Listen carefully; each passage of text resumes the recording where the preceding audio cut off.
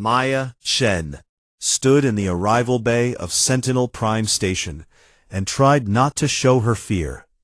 Around her, 200 recruits from 47 different species waited for their first day of training. Some stood 3 meters tall, with 4 arms. Others had scales that gleamed like metal. A few floated in the air, without any visible means of support. Maya was just human. Average height. 2 arms. No special abilities. She felt very small. "Recruits, attention!"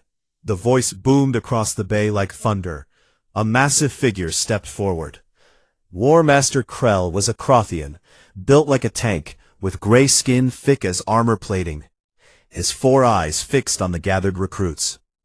"You are here because your worlds believe you are the finest warriors they can offer. Most of you are wrong. Most of you will fail." Maya swallowed hard, but kept her eyes forward. "Training begins now. Follow the markers to Assessment Bay 3. The recruits moved as a group, through the pristine corridors of the academy. Maya noticed how the others moved.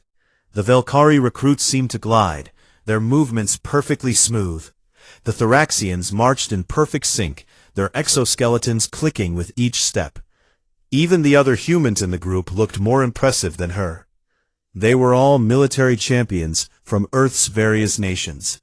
She was just a sergeant from a small marine unit.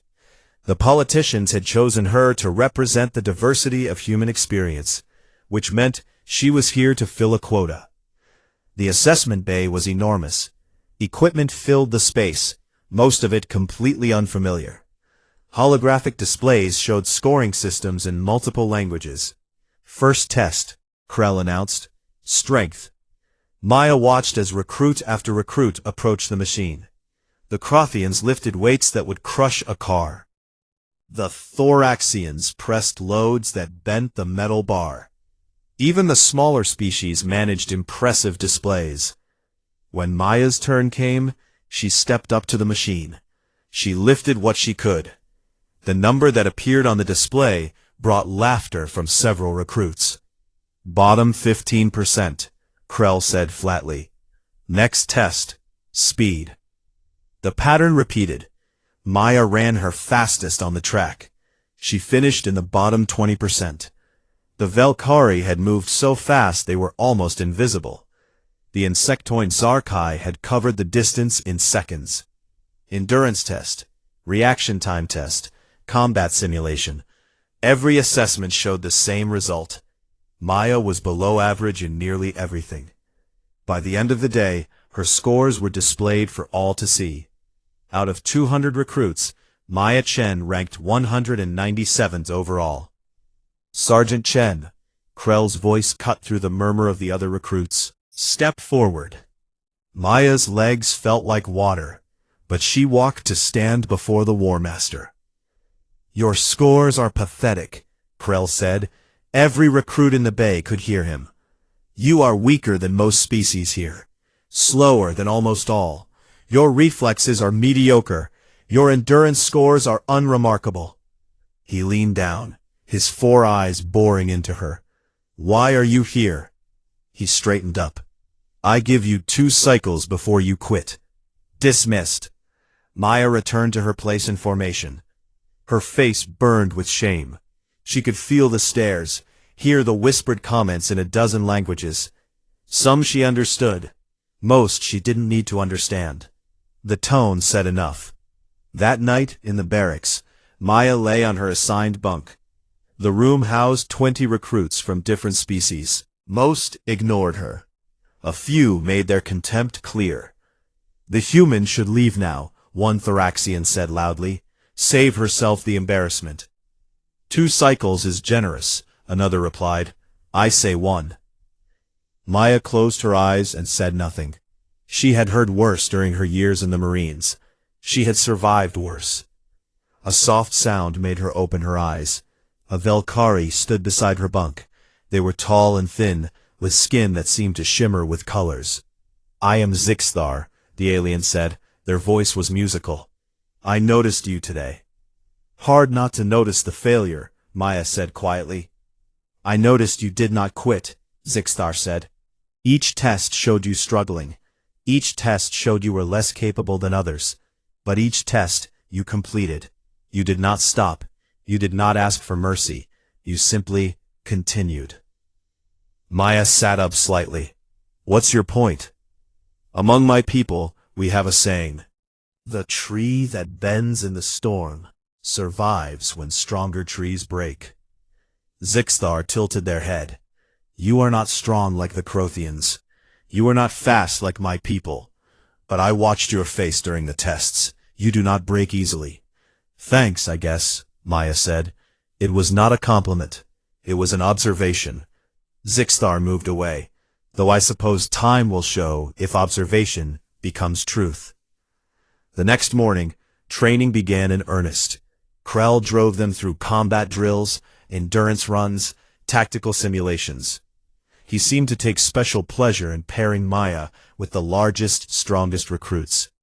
She got thrown across the training mat by Crothians. She got outmaneuvered by Felkari. She failed simulations that others passed easily. But she got back up, every time. Again, Krell would say, and again, Maya would try. Days became weeks. The roster of recruits slowly shrank. 15 quit in the first week. 10 more the second week. They left for various reasons. Some couldn't handle the physical demands. Others found the mental pressure too much. A few were injured and medically discharged. Maya remained. She still ranked near the bottom in most exercises. She still faced mockery from many recruits. But something had started to change. Some of the other recruits had begun to notice what Zixtar had observed. The human didn't quit. She failed, yes. She struggled constantly. But every morning she was there. Every drill she participated. Every challenge she faced. Cycle 28, Krell announced one morning. Crucible Week begins at dawn tomorrow. This is where warriors are separated from pretenders. This is where most of you will fail. He looked directly at Maya. This is where the weak go home. That night, Maya prepared her gear carefully. She knew what was coming. The Crucible Week was legendary. 7 days of hell, designed to break even the strongest recruits. She wasn't the strongest. She wasn't the fastest. She wasn't the best. But she had one advantage that nobody had measured in the assessments. Maya Chen knew how to suffer. And she knew that suffering always ended. You just had to outlast it. Dawn came cold and harsh. The Crucible Week had begun. The alarm screamed at 0400 hours. Maya dragged herself from her bunk after only 2 hours of sleep. Around her, other recruits moved in the darkness, preparing for another day of hell. It was day 5 of Crucible Week. Maya had stopped counting the hours. They blurred together into one endless cycle of pain, exhaustion, and determination. Full gear. Assembly in 10 minutes. The instructor's voice blared through the barracks. Maya pulled on her equipment with mechanical movements. Her hands shook from fatigue. Every muscle in her body hurt. She had bruises on top of bruises. Her right knee had swollen to twice its normal size. She ignored all of it. The roster had shrunk dramatically. Of the 200 recruits who started, only 43 remained. The Crucible Week had broken the rest. Maya stumbled into formation outside. The cold air of the station's training level hit her like a slap. It helped wake her up, a little. Krell walked along the line of recruits. His 4 eyes scanned each of them. Day 5, he announced. You have survived longer than I expected. Some of you, anyway. His gaze stopped on Maya. She stood swaying slightly, but kept her eyes forward. Interesting, Krell said. The human endures. While species known for their strength have fallen, the weak human continues. He moved closer. Tell me, Sergeant Chen, how much longer can you last? As long as necessary, sir, Maya said. Her voice came out rough. We shall see. Today's exercise begins now. 40-kilometer march. Full combat load. No breaks. Move out. The recruits began to march. Maya fell into step, her injured knee sending jolts of pain with each stride. She had learned to breathe through the pain. In, out, step, step. Just keep moving. By kilometer 10, 3 more recruits had dropped out. A Thoraxian, whose exoskeleton had developed stress fractures. 2 Velkari, who had depleted their energy reserves. By kilometer 20, Maya noticed something strange. The Crothians, so strong and powerful, were starting to slow down. Their biology required specific rest cycles. They could push hard, but not indefinitely. Going without sleep for 5 days was destroying their ability to function. By kilometer 30, only 28 recruits still marched. Maya's mind had started playing tricks on her. She saw things at the edge of her vision that weren't there. Twice, she caught herself talking to people who didn't exist. But her legs kept moving. Step, step, step. It was something she remembered from her grandmother's stories. Humans had once hunted by chasing animals until the animals collapsed from exhaustion. Humans weren't fast. They weren't strong. But they could keep going when everything else stopped. Maya had never really understood those stories until now. By kilometer 40, 12 recruits crossed the finish line. Maya was one of them. She collapsed immediately after, her body finally giving in. Medical personnel rushed forward with scanning equipment. She's severely dehydrated and exhausted, but stable, one medic said. No permanent damage. Get her to recovery bay, another ordered. No. Maya forced the word out. What's next? The medic stared at her. You can barely stand. What is next? Krell's shadow fell over her. Next is guard duty. 4-hour watch. Then combat simulations. He paused. You need medical treatment, Sergeant. I need to continue, sir. Something flickered in Krell's eyes. Very well. Report to Watch Station 7 in 30 minutes. Maya dragged herself to her feet. Her legs shook so badly she had to lean against a wall. Zixthar appeared beside her, offering support. You are not well, the Velkari said. Doesn't matter, Maya replied. Why do you do this? You have proven yourself. No one would fault you for seeking medical care. Maya thought about the question. Why was she doing this? Pride? Stubbornness? Fear of proving Krell right? No, it was simpler than that. Because I said I would, Maya answered. I said I wouldn't quit, so I won't.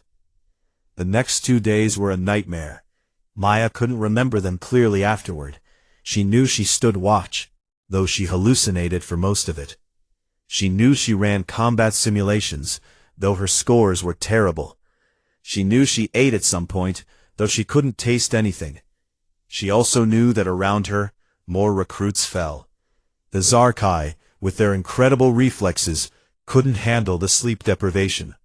Their neural systems shut down. The remaining Thoraxians developed system failures from prolonged stress.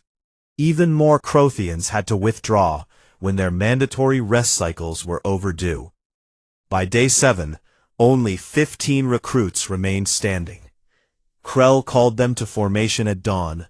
Maya swayed in place, barely conscious. She could see the other recruits were in similar condition. Everyone looked like walking corpses. You have endured the crucible, Krell said. His voice seemed to come from far away. You have proven yourselves worthy of continuing this training. The crucible week ends now. You have 36 hours of recovery time before standard training resumes. Maya's knees buckled. Strong hands caught her before she hit the ground. She looked up to see a Crothian recruit named Tormak holding her steady. The human earned this rest, Tormak said quietly. She earned all our respect. Maya wanted to say thank you, but her mouth wouldn't form the words. The world went dark as her body finally shut down. She woke in the medical bay 20 hours later. Her body was connected to IV lines pumping fluids and nutrients. Every part of her hurt worse than before. Zixstar sat in a chair nearby. "You survived," the Valkyrie said. "How many?" Maya croaked. 15 completed the crucible. You were the only human. 3 Crothians, 4 Valkyrie, 2 Thoraxians, and 5 others from various species. I ranked last, didn't I? In overall performance, yes. In one thing, however, you ranked first. What? You never stopped. Other recruits rested when allowed. You took extra duties. Krell gave you more tasks than anyone else, and you completed them all. Zixstar leaned forward. Do you know what the other recruits call you now? Maya shook her head. The Unbreakable, because they threw everything at you, and you did not break. Maya closed her eyes. The nickname felt heavy. She didn't feel unbreakable. She felt like she had been broken 1,000 times. She had just kept putting the pieces back together. There is something else, Zixstar said. Krell wants to see you when you are recovered. 2 hours later, Maya stood in Krell's office. Her legs still shook, but she stood at attention. Sergeant Chen, Krell said. He sat behind a desk too small for his massive frame. I told you that you would quit within 2 cycles. Yes, sir. I was wrong. He stood, walking around the desk. I have trained warriors for 30 years. I have seen every species in this galaxy attempt the crucible. Do you know what I learned from watching you? No, sir. Strength is not about power. Speed is not about velocity. Endurance is not about stamina. Krell's 4 eyes fixed on her. These things help, but they are not what makes a warrior. A warrior is someone who continues when continuation seems impossible. A warrior is someone who stands when everyone else has fallen. He placed one massive hand on her shoulder. It was heavy, but not crushing. You are a warrior, Sergeant Chen, not despite your human weakness, because of your human strength. I don't understand, sir. You will. Training continues tomorrow. Dismissed. Maya left the office in a daze. Outside, several other recruits waited. Tormak, the Crothian. Velsha, a Valkyrie. Others she recognized from the crucible. We wanted to say something, Tormak said. We mocked you. We laughed at your scores. We thought you did not belong here. And now? Maya asked. Now we know, Velsha said softly. You belong here more than any of us. The transport ship rattled as it descended through the atmosphere of the mordant moon. Maya gripped her harness and watched the other 4 members of her squad. This was the final phase of training. Live exercises in a hostile environment. Squad leader Thalmor, a massive Crothian, checked his weapon for the 3rd time. Velsha and Zixstar, both Valkyrie, sat in perfect stillness. Rixan, a Thoraxian, clicked his mandibles nervously. Final approach, the pilot announced, landing in 2 minutes. Maya checked her own equipment. The training weapon looked and felt like the real thing. It fired marking rounds instead of live ammunition. Everything else about this exercise was real. The moon, the hostile environment, the danger. Listen up, Thalmor said. His voice was hard and professional. Mission is simple. We infiltrate the target compound, mark the objectives, and extract. Time limit is 6 hours. Stay sharp. Stay together, stay alive. The ship touched down with a heavy thud. The ramp dropped, and harsh wind blew into the cabin. The mordant moon had an atmosphere, but it was thin and cold. Maya pulled her breather mask tight and followed her squad out. The landscape was brutal. Jagged rocks jutted from frozen ground. Strange plants grew in twisted shapes, their leaves black as coal. In the distance, Maya could see the compound they were supposed to infiltrate. Move out, Thalmor ordered. Standard formation. They moved across the terrain in practiced silence. Maya took her position at the rear, covering their 6 o'clock. The training had been intense over the past months. She had learned to work with species that thought differently, moved differently, fought differently. She had also learned that her human perspective sometimes saw things others missed. "Hold," Zixthar whispered. The Velkari sensors were the best in the group. "Movement ahead. Automated defenses." The squad crouched behind a rock formation. Thalmor studied the target through his scope. 3 patrol drones, standard pattern. We can slip between rotations. They waited for the drones to pass, then moved quickly across the open ground. Maya felt her heart pounding. Even though this was training, it felt real. The instructors had promised that failure would be painful. They reached the compound perimeter just after sunset. The temperature dropped rapidly. Maya's breath frosted in her mask. Thalmor signaled for them to spread out and find entry points. That's when everything went wrong. The ground shook. An alarm wailed from the compound. But this wasn't a training alarm. This was real. "All squads, emergency extraction." Krell's voice burst over the radio. "We have hostile contact. Real hostiles. Get to your extraction points now." "What's happening?" Rixon demanded. "Move," Thalmor shouted. "Back to the landing zone." They ran. Behind them, Maya heard terrible sounds, screeching that made her teeth hurt. The ground trembled with heavy impacts. "What is that?" Velsha called out. Maya risked a glance back. Her blood turned cold. Massive creatures emerged from the rocks. They looked like they were made of living stone, with too many legs and mouths full of crystal teeth. Silicon-based predators, the moon's natural inhabitants. "Run faster!" Maya yelled. One of the creatures lunged at Rixan. The Thoraxian dodged, but the thing's tail caught him and sent him flying. He hit the ground hard and didn't move. "Rixan!" Velsha started to turn back. "Keep moving," Thalmor ordered. "We can't help him if we're dead." They ran for the landing zone. Maya could see the lights of the transport ship in the distance. Then she heard another screech, much closer. "Left!" she screamed. Thalmor tried to dodge, but he was too slow. The creature's claw caught him across the chest. His armor held, but the impact threw him against a boulder. Maya heard the crack of breaking bone. The creature turned toward Thalmor to finish him. Maya didn't think, she acted. She grabbed a rock from the ground and threw it as hard as she could. The rock hit the creature's eye cluster. It screeched and turned toward her instead. "Over here," Maya shouted. "Come on. I'm right here." She ran, leading the creature away from Thalmor. Zixthar and Velsha reached the squad leader, dragging him to his feet. He could barely stand. His arm hung at a wrong angle. Maya ran between the rocks, the creature chasing her. It was faster than her, stronger than her, but the rocks slowed it down. She could slip through gaps it had to go around. Her human flexibility, evolved for climbing and crawling, gave her seconds of advantage. She found what she was looking for, a narrow canyon between 2 rock formations. Maya ran into it, hearing the creature behind her.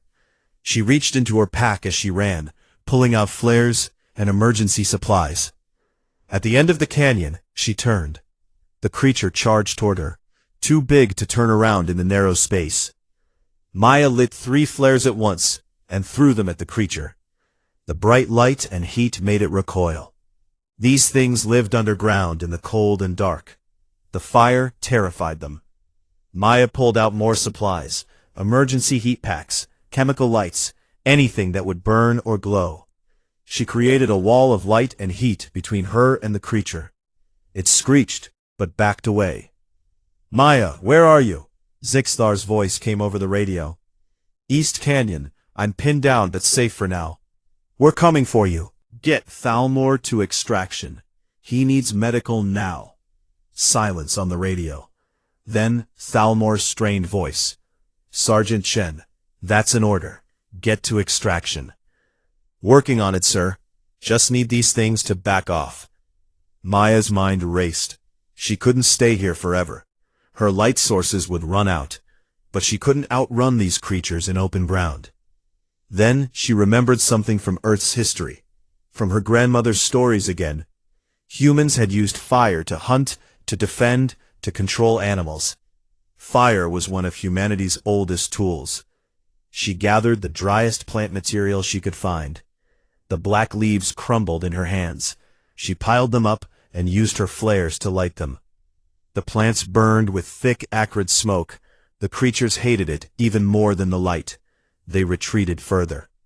Maya used the smoke as cover.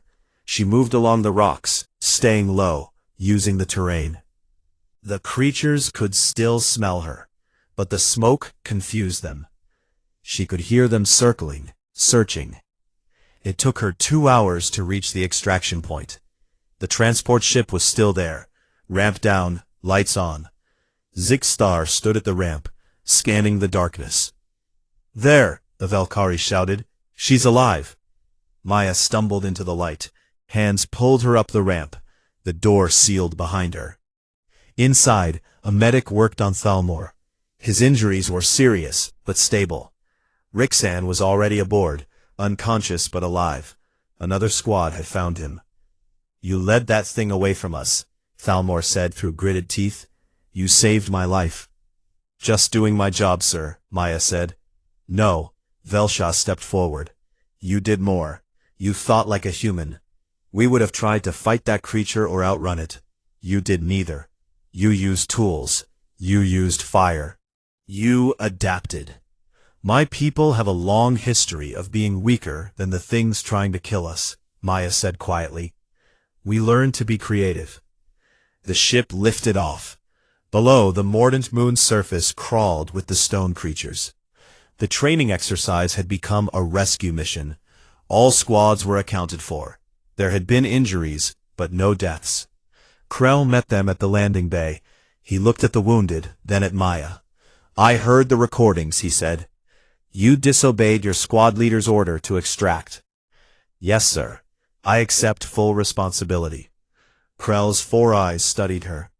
"You stayed behind to lead a predator away from your wounded comrades. You used primitive weapons and improvised tactics. You survived alone in hostile territory for 2 hours." "Yes, sir." "Yes, sir. That was either very brave or very stupid." "Probably both, sir." One of Krell's eyes blinked in what might have been amusement. "Get checked out. Then get some rest. We'll discuss this later." Later that night, in the medical bay, Thalmor called Maya to his bed. "I was wrong about you," he said. "We all were. You're not weak. You're just different." "Different how?" "We trained to be warriors. Strong, fast, deadly." He shifted in his bed, wincing. "You're already something else. You're a survivor. And maybe that's more dangerous than any of us realized." Maya thought about that. Maybe he was right. Humans had survived ice ages, plagues, wars, and disasters, not because they were the strongest, because they refused to die. "Get some rest, sir," she said. "You too, Sergeant. Something tells me the hardest tests are still ahead." The graduation ceremony was smaller than Maya expected. Only 15 recruits stood in formation, wearing the black and silver uniform of the Vanguard. Out of 200 who started, they were all that remained. War Master Krell stood before them, his massive form imposing even in dress uniform. "You are now Vanguard," he said. "You represent the finest warriors in the coalition. You will be sent where others cannot go. You will face dangers others cannot survive. You will uphold the honor of every species that has ever worn this uniform." Maya felt the weight of the badge as Krell pinned it to her chest. She had made it. Against all odds, against all predictions, she had become Vanguard. "Dismissed to your assignments," Krell said. Maya found herself assigned to Strike Team Theta with Zixstar and 3 other graduates. Their team leader was a veteran named Korvan, a Valkyrie with 20 years of experience. "Your first real mission," Korvan told them during the briefing. "Kasari pirates have seized the diplomatic vessel Star of Unity. They're holding the Coalition ambassador and his staff hostage. Our job is simple. Get in, secure the hostages, neutralize the pirates, get out." Intel on enemy forces? Zixstar asked. 12 to 15 pirates. Kasari are skilled fighters, aggressive, territorial, and they don't take prisoners. Korvan pulled up tactical displays. The ship is docked at Station Refuge in neutral space. We'll infiltrate during a scheduled maintenance window. Questions? Maya studied the layout. Something felt wrong, but she couldn't identify what. The plan looked solid. Standard hostage rescue. When do we deploy? She asked. 4 hours. Get your gear ready. The insertion went smoothly. Maya's instincts screamed warnings, but she pushed them down. This was her first real mission. She was probably just nervous. Strike Team Theta moved through the station's maintenance passages. They reached the docked diplomatic ship without encountering any resistance. That's odd, Korvan whispered. No guards? Maybe they're all inside with the hostages, another team member suggested. They breached the ship's airlock. Maya went in third, her weapon up and ready. The corridor was empty. Emergency lighting cast red shadows on the walls. Then everything exploded into chaos. The walls erupted with weapons fire. Pirates had been hiding in concealed positions. The ambush was perfect. Korvan went down in the first seconds, multiple shots to his chest. His armor held, but the impact knocked him unconscious. The team member behind Maya took a round to the leg and fell. Fall back, Zixstar shouted. But the airlock behind them sealed shut. They were trapped. Maya's training took over. She returned fire, dropping behind cover. We need to push forward, can't stay here. The team moved, fighting through the corridor. Pirates seemed to be everywhere, more than 12 to 15, more like 30 or 40. They fought their way to the bridge, leaving wounded behind. When they finally reached it, only Maya, Zixstar, and one other operative named Talsin were still combat effective. The bridge was empty, except for 3 figures tied to chairs. The hostages. Something's very wrong, Zixstar said. This was a trap. Maya approached the hostages carefully. The ambassador was unconscious. His 2 aides looked terrified. Please, one of them begged, get us out of here. How many pirates are there? I don't know. They kept us separated. Please, we have to go. Talsin checked the ship's systems. Bad news. They've locked the ship's controls. We're not flying out of here. And they've sealed all the docking connections. Maya's mind raced. They were trapped on a hostile ship with overwhelming enemy forces. Their team leader was down. Half the team was wounded. This was supposed to be a simple rescue. It was anything but simple. We need to think, Maya said. Why ambush us? Why go through this effort? Does it matter? Talsin demanded. We need to survive. It matters because we're missing something. Maya looked at the hostages again, really looked at them. The ambassador was older, distinguished. His aides were younger. One was clearly terrified. The other one was too calm. His eyes were alert, calculating. You, Maya said, pointing her weapon at the calm aide. Who are you really? What? I'm the ambassador's assistant. Please don't. You're lying. Maya's voice was flat. Everyone here is terrified except you. You knew this was an ambush. The aide's expression changed. The fear vanished, replaced by cold calculation. Clever human. Too clever. He moved fast, pulling a concealed weapon. Maya fired first. Her shot took him in the shoulder. He dropped the weapon but smiled. Too late, he said. You've already failed. Talk, Maya demanded. Now. The aide laughed through his pain. This was never about hostages. It was about testing you. Testing the vanguard. Seeing if coalition special forces could be trusted. Trusted by who? By those of us who oppose the coalition's expansion. We needed to know if your forces could be defeated. And you have been. Zixstar stepped forward. You sacrificed the real ambassador for this. The ambassador lives. He was never here. We used a duplicate ship, duplicate scenario. But the combat was real. The deaths will be real. The aide's smile widened. And when word spreads that the great vanguard was destroyed by simple pirates, Maya's blood ran cold. This wasn't a rescue mission. It was a setup. Someone wanted the vanguard to fail publicly. "Zix," she said quietly. "Check the ambassador. Really check him."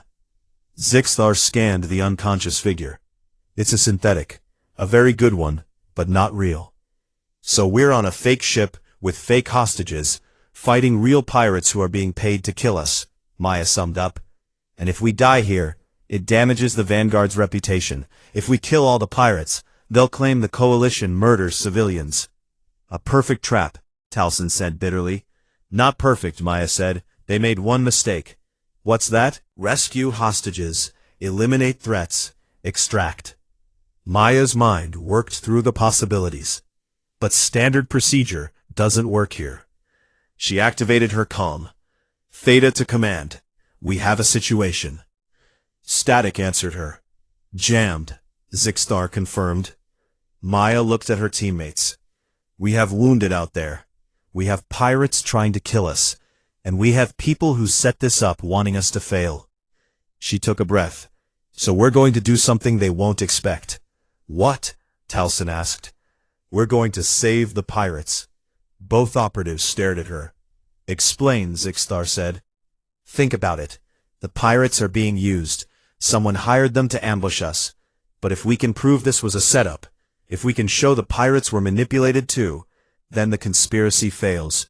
Maya pointed at the wounded aide. "He said deaths will be real. That means some of the pirates might not know they're part of a frame job." "You want to negotiate with them?" Talson was incredulous.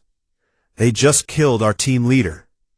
"No, I want to give them the choice to survive this." Maya's voice was hard. "Because if we kill them all, whoever set this up wins.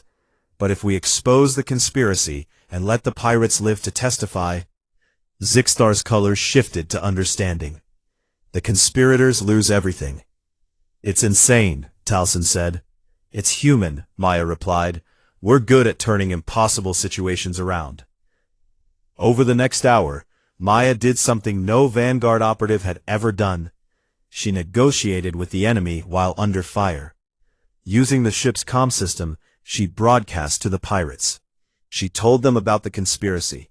She offered them a choice: keep fighting and die, or surrender and testify. Most pirates kept fighting, but a few started to listen. A few started to question why they were really here. When coalition reinforcements finally arrived, they found a strange scene. Strike Team Theta had secured 12 pirates alive and captured evidence of the conspiracy. The aide had confessed everything, hoping for mercy. The cost was high. 2 team members had died. 4 were seriously wounded. But they had won.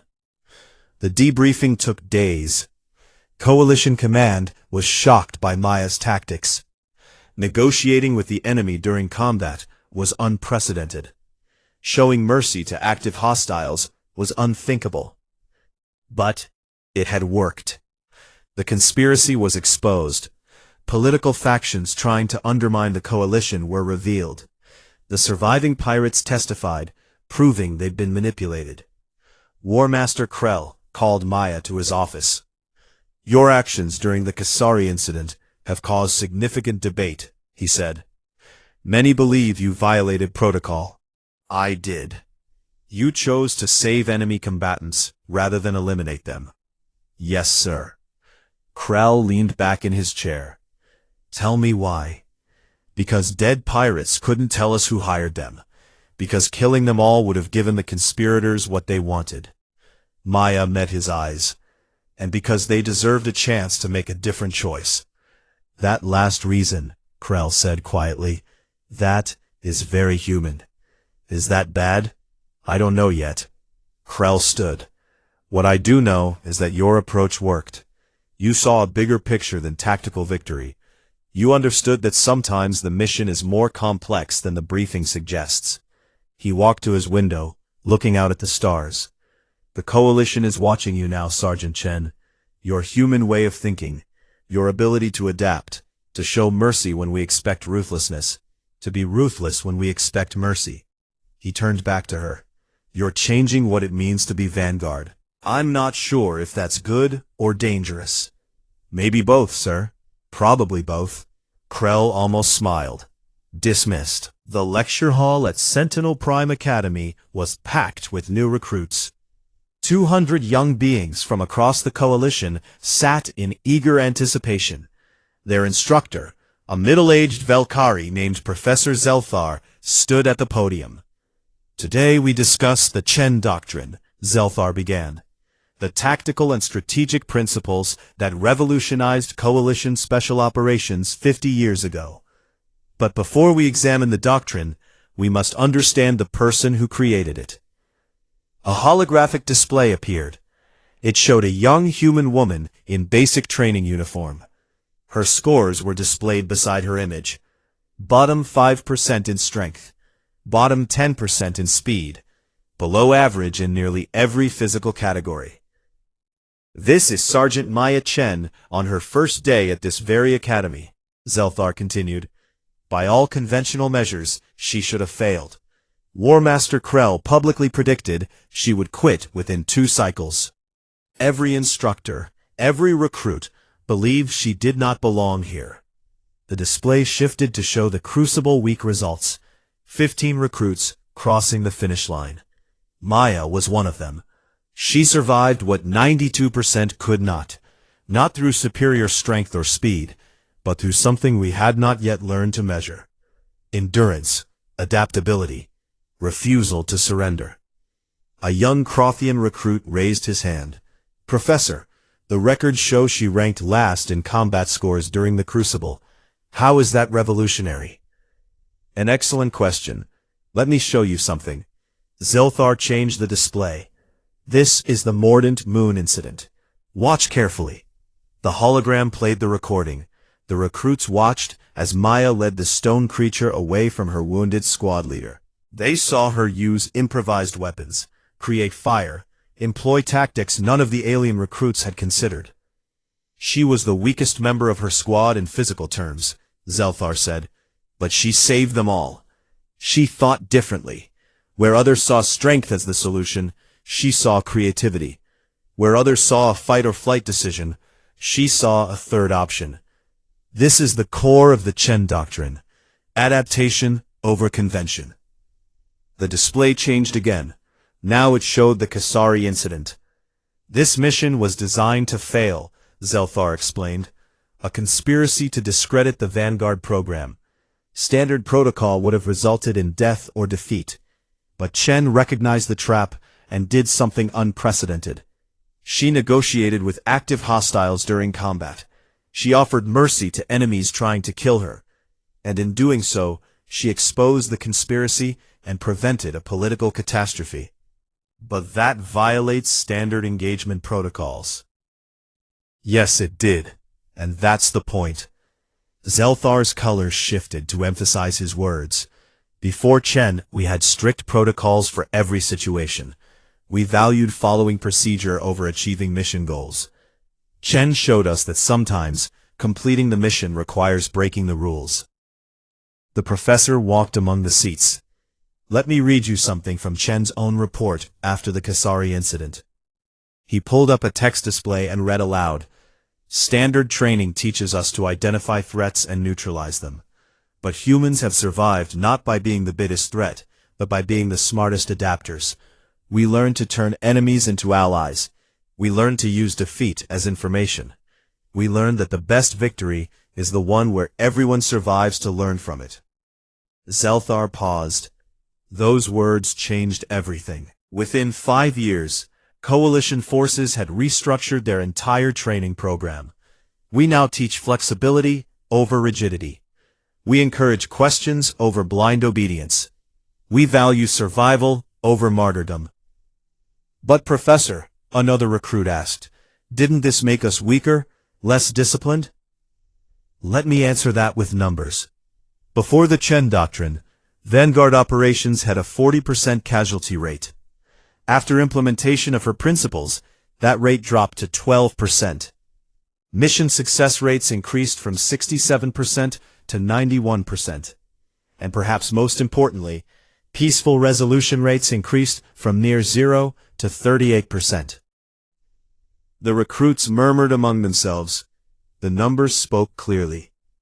The Chen Doctrine can be summarized in 5 principles, Zelthar continued. First, endurance beats strength. Second, adaptation beats planning. Third, creativity beats protocol. Fourth, mercy can be tactical. Fifth, completing the mission matters more than following procedure. He smiled. Of course, Jen would probably tell you that's too formal. She preferred to say it simply. Think, survive, adapt. The lecture continued for another hour. The recruits learned about Maya's rapid rise through the ranks. How she became the youngest Vanguard team leader at age 28. How her unorthodox methods saved countless lives during the border wars. How she trained 3 generations of operatives.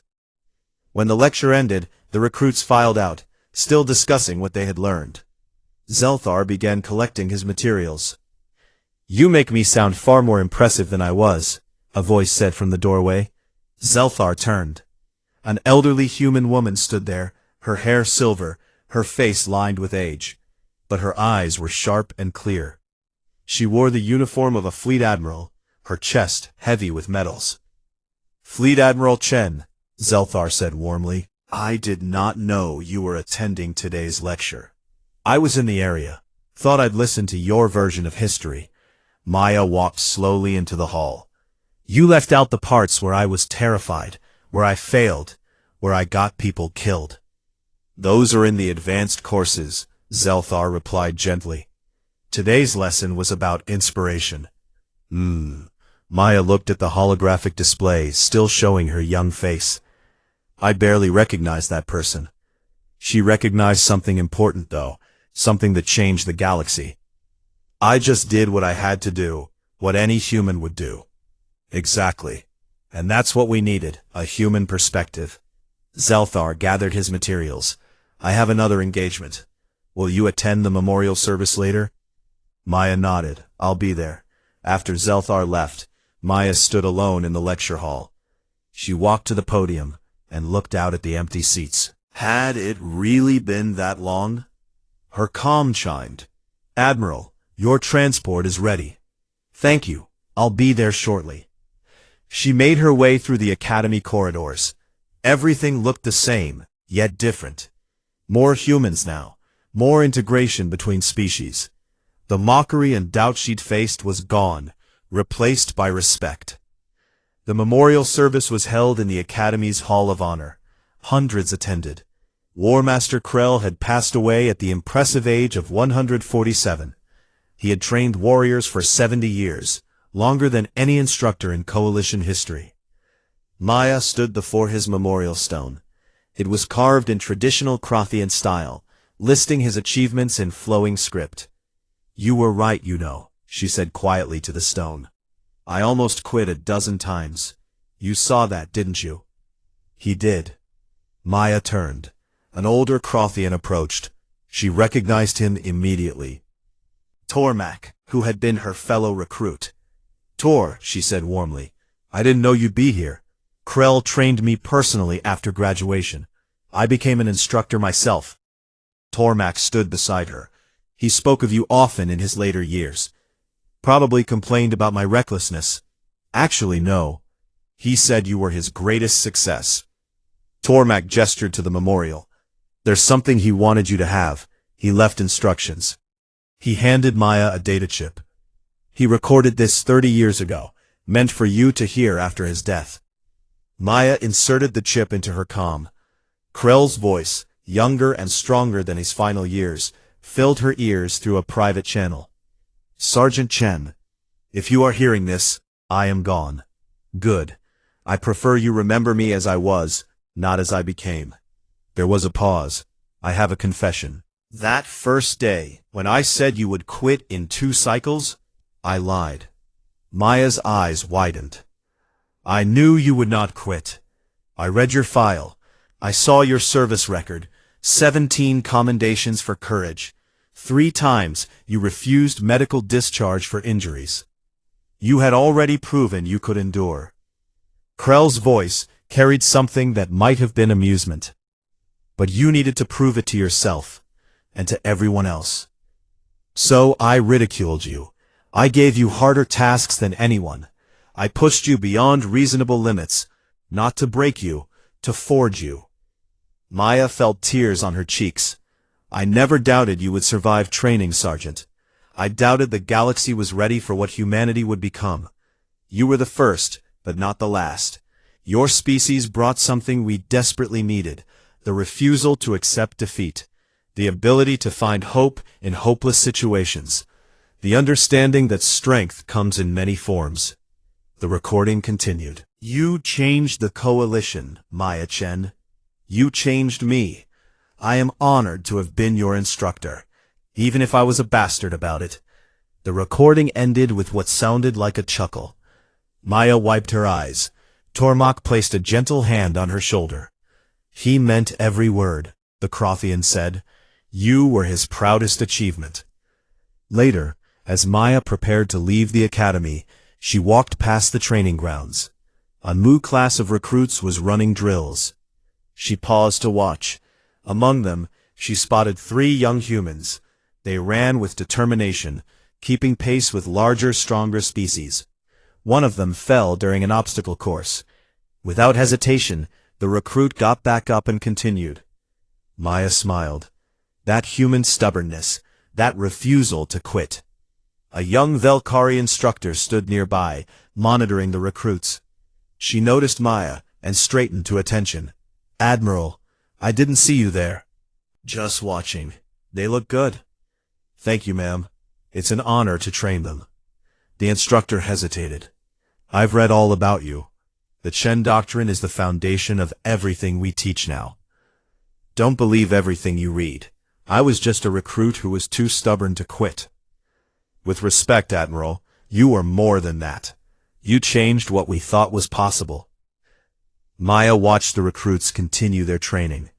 The human who had fallen was now leading the pack. No, Maya said softly. I just showed what humans have always been. Survivors, adapters, too stupid to know when we're supposed to give up. She turned to leave, then paused. Take care of them, all of them. Every species has something unique to offer. Remember that. I will, Admiral. Maya made her way to her transport. As the ship lifted off from Sentinel Prime, she looked down at the Academy one last time. So much pain and triumph. Her comm chimed. It was Zixthar, now a retired instructor living on their homeworld. Maya, I heard about Krell. Yeah, end of an era. He was proud of you. We all are. I know, he told me, finally. Zixthar's colors shifted to warmth. Do you ever regret it, staying when everyone said you should quit? Maya thought about that. All the pain, the doubt, the struggle. All the lives saved, the changes made, the legacy built. Not for a second, she said. Good, because the galaxy needed you, still needs you. After the call ended, Maya sat in comfortable silence. Through the viewport, she could see the stars. Humanity's new home. A vast coalition of species, learning from each other, growing stronger together. And it had started with one stubborn human who refused to quit. Ridiculed in training, remembered by history. The recruit who wouldn't break. Maya Chen smiled and closed her eyes, ready for whatever came next.